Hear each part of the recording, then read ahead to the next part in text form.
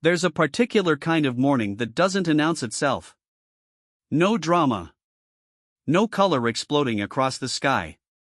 Just a quiet, gray-white softness settling over everything, the kind of morning where the air smells like wet bark and last night's rain and something you can't quite name but recognize deep in your chest.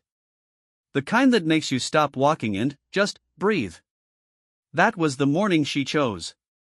I wasn't looking for anything when I got there. I want to be honest about that. I'd taken the longer path through Kensington Gardens that day, not for any particular reason, just because I'd overslept and missed my usual bus and decided, almost by accident, to walk the whole stretch instead. My coffee was already cold.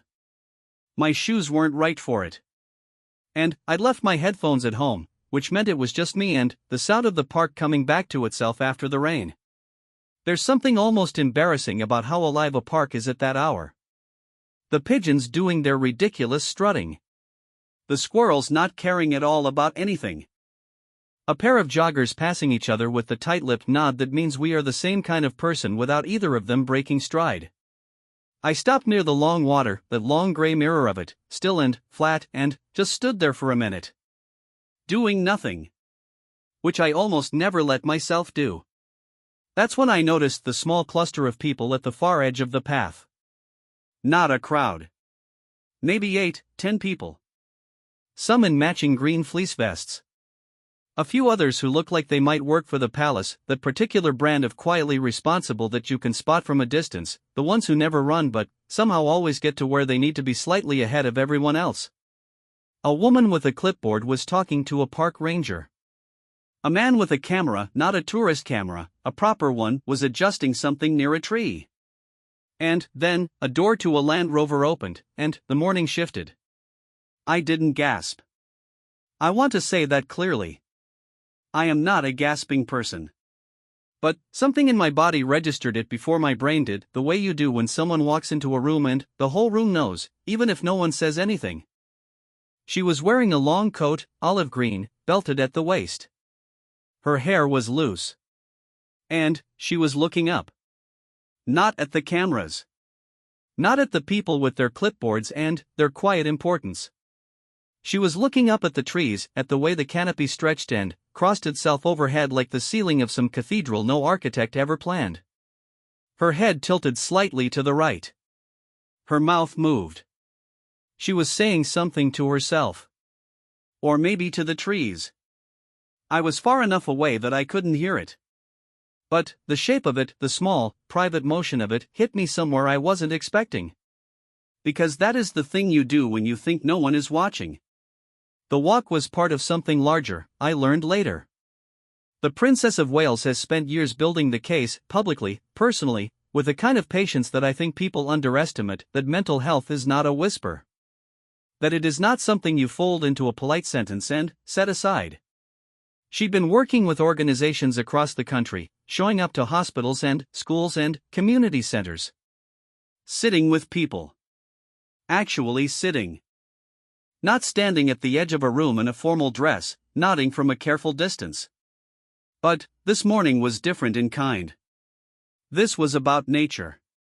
About what trees and water and open air do to the inside of a person.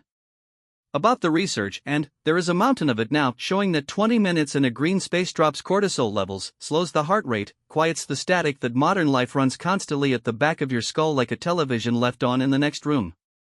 She knew all of that. She'd read the studies.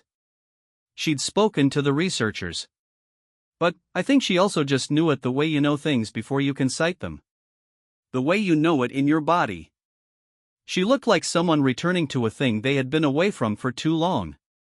The group she was with was from a mental health program, one of those community-based organizations that does the kind of work that never makes the front page, the kind that happens in parish halls and rented office spaces, run by people who could have made more money doing something else and chose not to.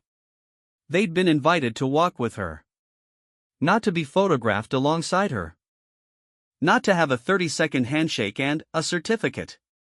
To actually walk. Side by side. Through the gardens. For an hour.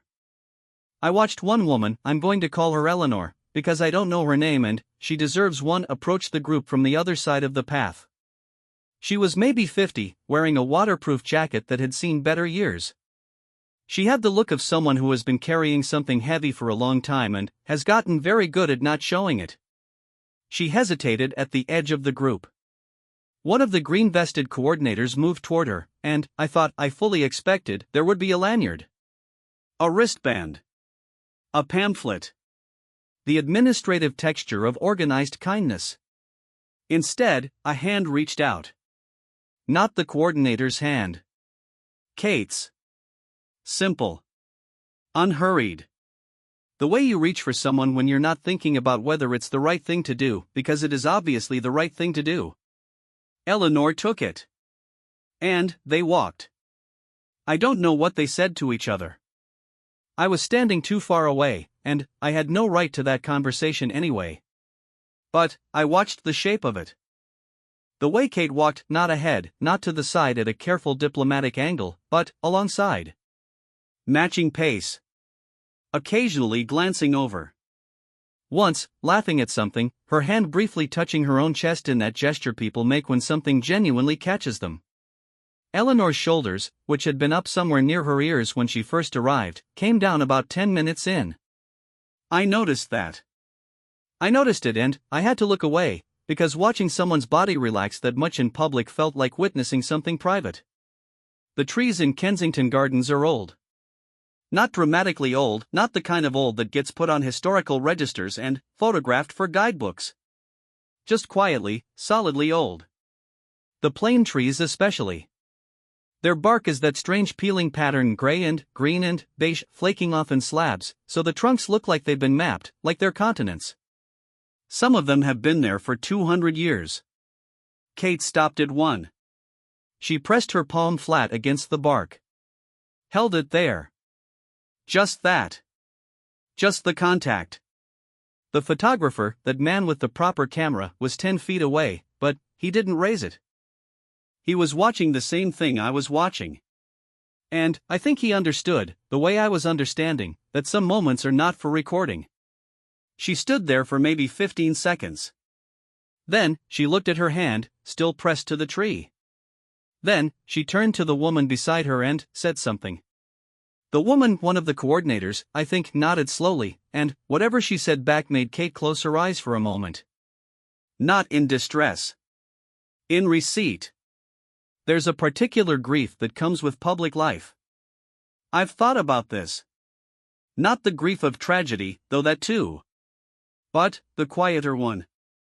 The grief of never being allowed to be uncertain. Never being allowed to be mid-sentence, mid-thought, caught in the middle of figuring something out. Every public moment arrives already formed, already polished, already witnessed. She has spoken about this. In her own way. In the careful, considered language of someone who has thought deeply about what they are and are not able to say.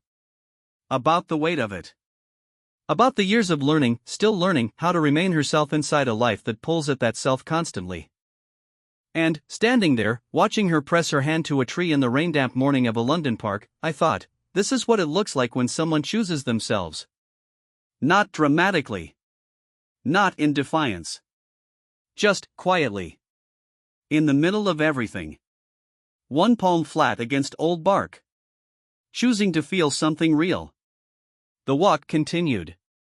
The group moved deeper into the gardens, past the ornamental pond, past the statue of Peter Pan with its worn bronze base where generations of children had touched the animal figures smooth.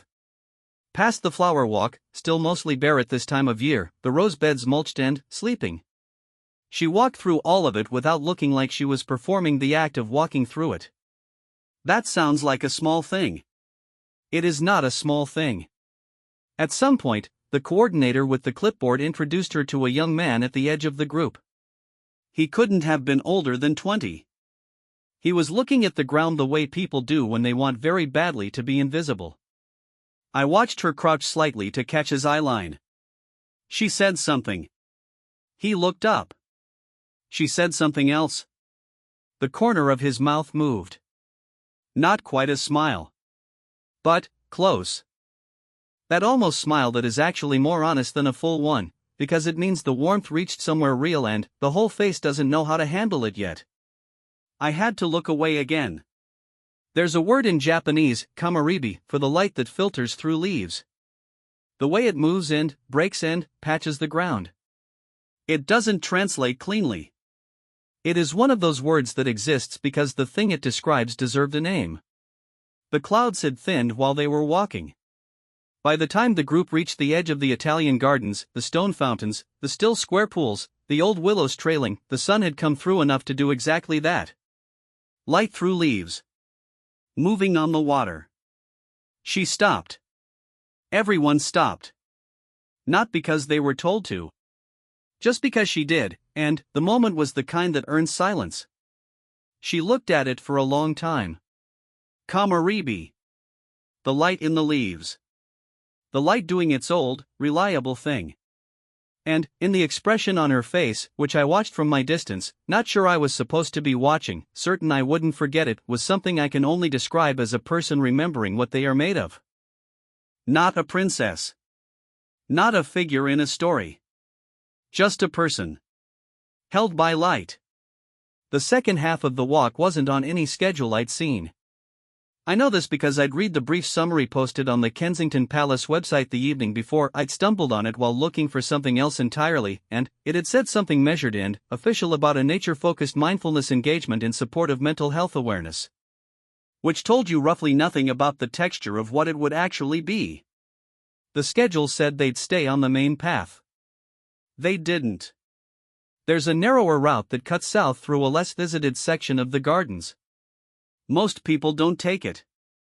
It's uneven underfoot, the kind of path that developed from people just walking the same line through the grass until the grass gave up. The trees there are closer together. It's darker.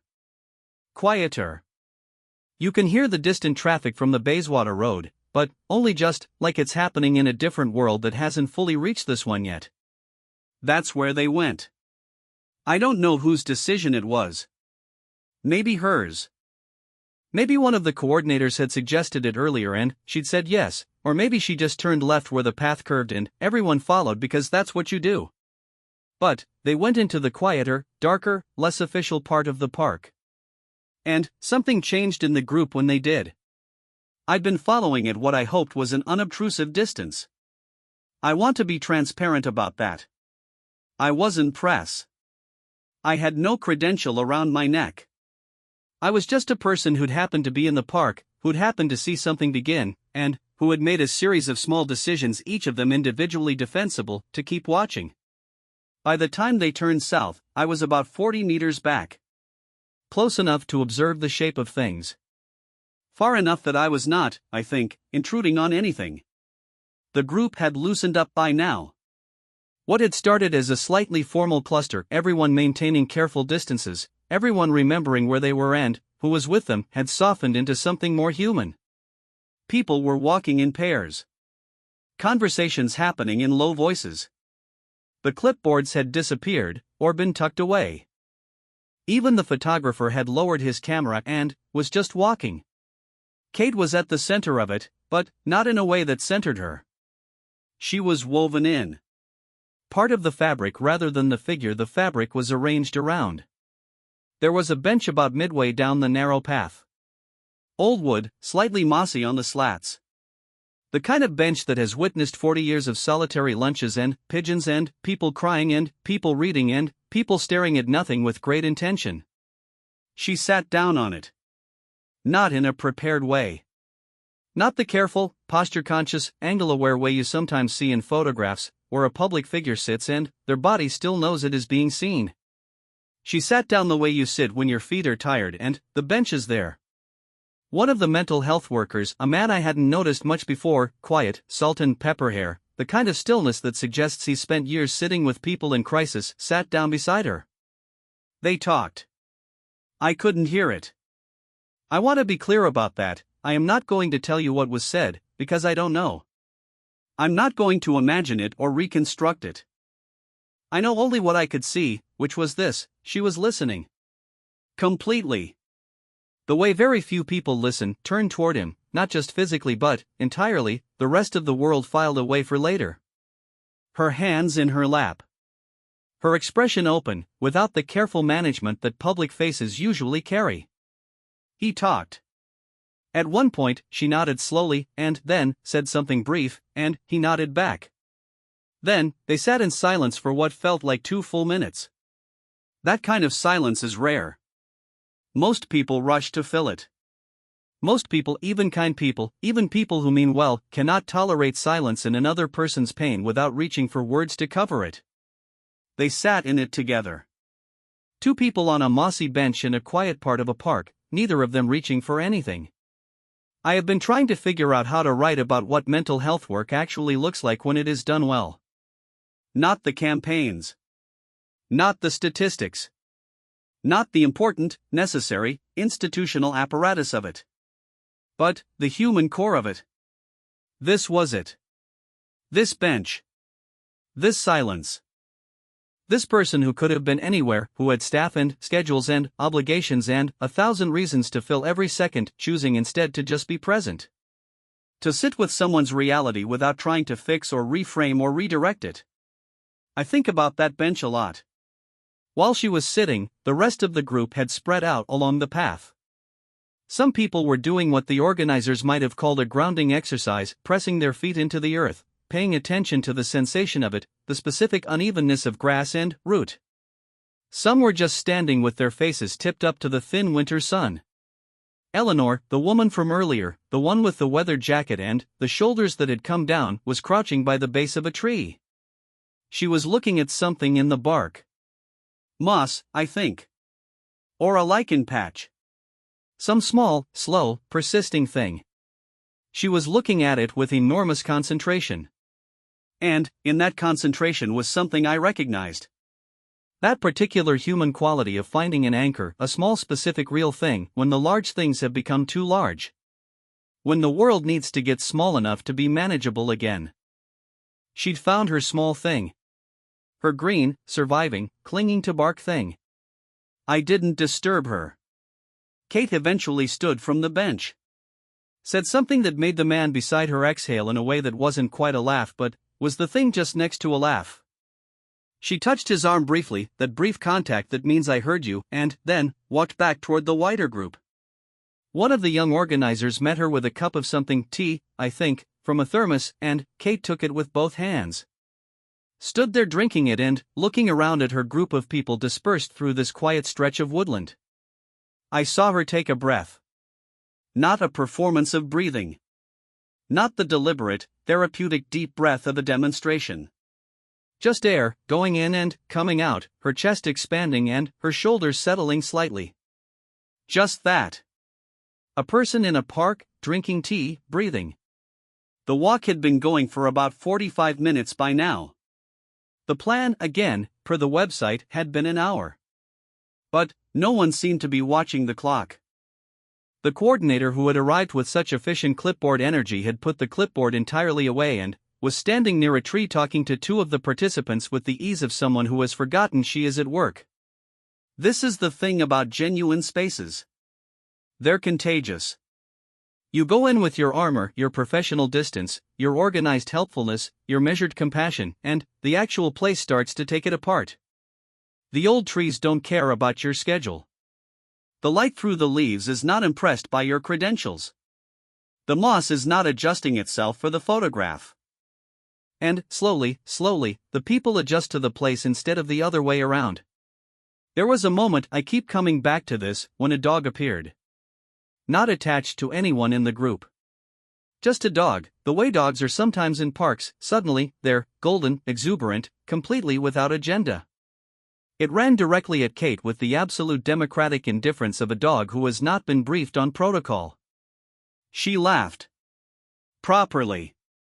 The unguarded kind that doesn't have time to be aware of itself. The dog put its enormous paws on her knees and she grabbed it with both hands and sort of bent over it, laughing and trying to hold it and the dog giving zero thought to dignity at all. It lasted maybe 8 seconds. The dog's owner appeared from the wider path, mortified, calling apologies. Kate waved them off, still laughing, her coat now bearing 2 significant paw prints that she looked at and seemed to find very funny. She showed them to Eleanor. Eleanor laughed too. Real laughter. The two of them standing over these absurd paw prints like they were evidence of something important.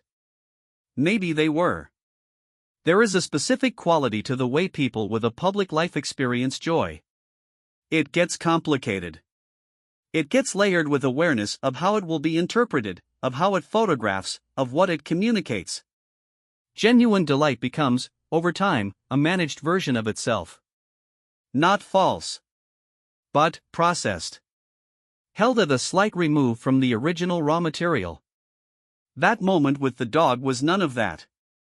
It was just funny and real, and it happened, and everyone felt it, and that was the whole of it. As the walk began its slow curve back toward the main path, toward the Land Rovers and the coordinators and the polite official end of the morning, I watched the group reform. The careful distances of arrival had gone. People were walking in loose clusters, still talking, a few exchanging contact details on their phones, one woman writing something in a small notebook. Eleanor and Kate were walking side by side again. Not talking, this time. Just walking. At one point Eleanor looked over, and Kate looked over at the same time, and they exchanged the specific smile of two people who have spent an hour in a real experience together and don't need to summarize it. The smile that means, yes. I know. Me too. I turned back toward the long water eventually. My cold coffee was long finished, my shoes were properly wet now, and I had been standing in a park for nearly an hour and a half when I'd intended to walk through it in 20 minutes. I didn't regret any of it. Behind me, the group reached the main path.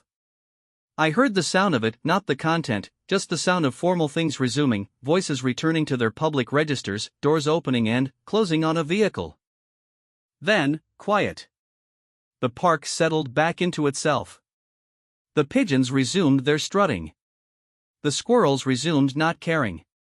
The old plane trees stood in their continent bark silence and the light came through them the way it always has. I thought about that, walking home. About how the trees were there before any of this. Before the palace, before the gardens were gardens, before any of the stories we tell about this city and the people in it. The trees just kept doing their thing, this slow, extraordinary, light-making, air-cleaning, root-spreading thing entirely without recognition. And about how sometimes the most useful thing a person can do is go stand near something that has been alive for 200 years and put their hand against it and feel the reality of it. Not as metaphor. Not as symbol. Just as wood. Just as bark. Just as something real that doesn't need anything from you. She went back to her life after that. The polished version. The version that exists in photographs and official statements and the endless, grinding apparatus of public duty. But something had happened in that park. I'd seen it. Some small, crucial thing had been fed in her, in Eleanor, in the young man who'd almost smiled, in the woman crouched over her patch of lichen. Something that the park gives freely to anyone who shows up and is willing to receive it. You don't have to be a princess. You just have to stop. Press your hand to the bark. Look up at the leaves. Let the light do its old, reliable thing. My neighbor is a woman named Sylvia. She is 73 years old. She has lived in the same flat since 1987. She knows the name of every person on our street and the names of their children and, in some cases, the names of their children's children. She keeps a small herb garden on her windowsill that she talks to, openly, without embarrassment. Mint, mostly. Some thyme. One stubborn rosemary that she treats with the wary respect you give to someone whose moods you have learned to read. I told Sylvia what I'd seen that morning in the park. She was quiet for a moment. Then, she said, that's what they used to call the cure. Before they had a word for everything, before they had a pill for everything. They sent you outside. Into the weather. Into the green. And it helped. I thought about that for a long time. The research is real. I want to anchor this in something solid before I continue. There are studies, dozens of them, rigorous ones, peer-reviewed, replicated, showing what 20 minutes in a natural environment does to the human nervous system. The cortisol drops. The amygdala quiets. Blood pressure comes down. The part of the brain responsible for rumination, that loop of anxious thought that plays the same thing over and over, its activity measurably decreases when the body is moving through trees.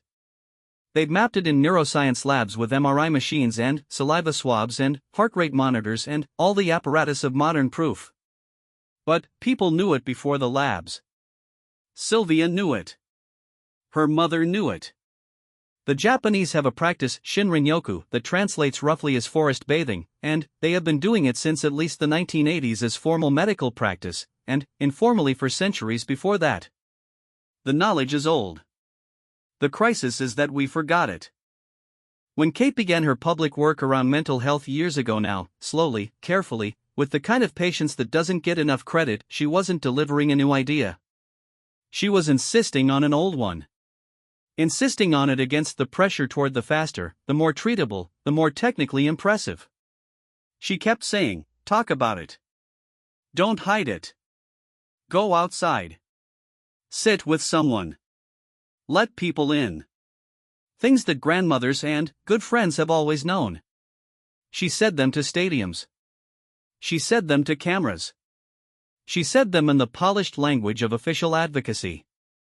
And then, that morning in the gardens, she went out and did them herself, in the raindamp quiet, with a group of people who had been struggling with the same things she was saying were worth struggling with. That's the part that gets me. Not the statement. The showing up. I went back to the park 3 days later. I don't know what I was looking for. The walk was over. The group had dispersed. The official moment had happened and been noted and photographed and filed away. But I went back. I took the same path. Went south at the fork. Found the narrow stretch of trees. The mossy bench was there. It had been there for years and it would be there for more. Nothing marked it as the bench where two people had sat in silence together for 2 minutes that mattered. The tree where Eleanor had crouched, I found it by the shape of the roots. That particular spread of them above the soil still had its lichen patch. Small. Green. Persisting. The plain trees were the same. The peeling bark. The mapped, continent trunks. I stood there for a while in the ordinary morning of it. A Tuesday. No events. No cameras. Just the park being the park, which it does continuously, for everyone and no one. I've been thinking about what it means that she chose this. Not a press conference. Not a gala. Not a formal announcement delivered from behind a polished table with water glasses and microphones. A walk. Through public gardens. In the kind of weather that doesn't photograph well. Wearing her actual coat. Sitting on a bench that has pigeon marks on it. Laughing at a dog. There is a statement in that choice that I think is more powerful than any speech. The statement is, this is real. This is the thing itself. Not a representation of it. Not a backdrop for something else. The park is the point. The walk is the point. The breathing and the bark and the light is the point. I spoke with one of the participants a week later. I want to be careful here, she has not given me permission to identify her, and I won't. But she reached out through a mutual contact, having heard I'd been in the park that morning, and she agreed to talk. She told me she'd been having what she called a very bad year. She didn't elaborate. I didn't press. A very bad year is enough. Everyone who has had one knows what it contains. She told me she hadn't wanted to go on the walk. She'd signed up for the program 3 months earlier and had mostly been going through motions, showing up because not showing up seemed worse, doing the things they asked her to do with the part of her that still functioned and saving the rest for the privacy of her flat. She said, I thought it would be awkward. I thought it would feel like the kind of thing you do so someone can photograph you doing it and nothing actually happens. She paused. But she just walked with us. She wasn't performing walking. She was just there. And, at some point I stopped thinking about where I was and who was there and I just started looking at things. The bark. The way the light worked. This lichen I found on the side of a tree that was this insane color of green, like it was lit from inside. I knew exactly the lichen she meant. She said, I can't explain it. But something in me went quiet.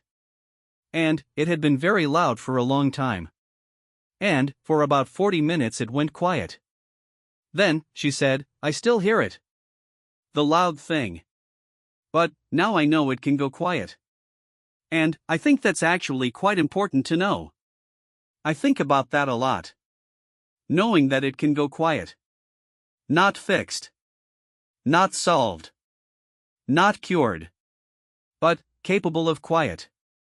That is a different kind of hope than the kind that promises resolution. It is smaller and more honest and, I think, more durable. Because resolution is not always available. Not for everyone. Not for every kind of hard thing. But, quiet, 20 minutes of quiet, 40 minutes, one particular Tuesday morning in a cold London park with your hand pressed against an old tree that is almost always available, if you can find the way to it. She helped someone find the way. Not through instruction. Not through pamphlets or helplines or the important administrative infrastructure of mental health support, though all of that matters too. Through walking beside them. Through sitting in the silence and not reaching for words. Through pressing her own palm flat against the bark and meaning it. There is a particular burden that comes with advocacy. You start saying something because you believe it. Then, you say it again because it needs to be said more. Then, you build organizations around it and write reports about it and sit on panels discussing it and attend functions in its honor and give speeches about it in rooms full of people who already agree with you. And, somewhere in that process, the original thing, the lived, private, real thing that made you start saying it, can get very far away. I don't know if that happens to her. I don't know her inner life. I have only what I watched from a respectful distance through the trees of a London park. But, what I watched did not look like a person whose relationship to the original thing had gotten distant. It looked like a person maintaining the thread. Deliberately. Personally. Going back to the green and the bark and the light, not as backdrop for a statement but as the thing itself. Keeping herself tethered to the thing that made it true. Sylvia came to mind again when I was writing this. Her mint. Her time. Her stubborn rosemary. The way she talks to them without embarrassment. There's wisdom in that habit that I used to smile at politely and not quite take seriously. The talking to plants thing. The going outside thing. The standing in the garden in the morning thing. It's not eccentric. It is very old knowledge, wearing the costume of eccentricity because we forgot for a while what it was for. The research has remembered. The advocates are remembering. And, on a grey, wet, quiet morning in Kensington Gardens, a woman pressed her hand to a tree and stood there, feeling it, the cold of the bark, the roughness of it, the undeniable reality of something that has been alive for 2 centuries and intends to continue, and, for a moment the whole complicated machinery of her life went still. Just her hand. Just the tree. The rest of the world filed away for later. I walked back to the long water on my second visit. Stood where I'd stood that first morning, before I knew what I was about to see. The water was the same. Gray, flat, reflecting the sky back to itself. A heron stood at the edge of it. Statue still.